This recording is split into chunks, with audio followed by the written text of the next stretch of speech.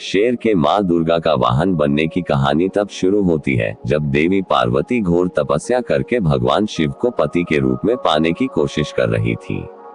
सालों तक तप करने के बाद माता पार्वती को भोले भंडारी अपनी पत्नी के रूप में अपना लेते हैं। इसी बीच तपस्या की वजह से माँ पार्वती का रंग काफी काला पड़ गया था। एक दिन ऐसे ही बातचीत के दौरान भगवान शिव माँ पार्वती को काली कह देते हैं। यह बात उन्हें पसंद नहीं आती, वो नाराज होकर दोबारा तप करने के लिए चली जाती है। एक दिन बाद घूमते घूमते एक शेर घोर तप कर रही माँ पार्वती के पास पहुंचा।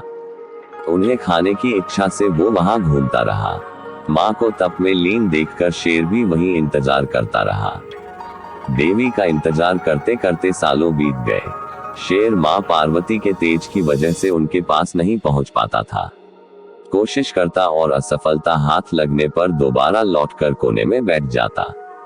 होते होते कई साल बीत गए। माँ के तप से खुश होकर भगवान शिव प्रकट हुए और माँ से मनचाहा वर मांगने को कहा। देवी पार्वती अपना गोरा रंग वापस चाहती है। भगवान ने आशीर्वाद दिया और वहां से चले गए।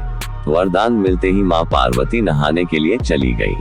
नहाते ही उनके शरीर से एक और देवी का जन्म हुआ, जिनका नाम कौशिकी पड़ा। उनके शरीर से काला रंग भी निकल गया था और माँ का रंग पहले की तरह ही साफ हो गया।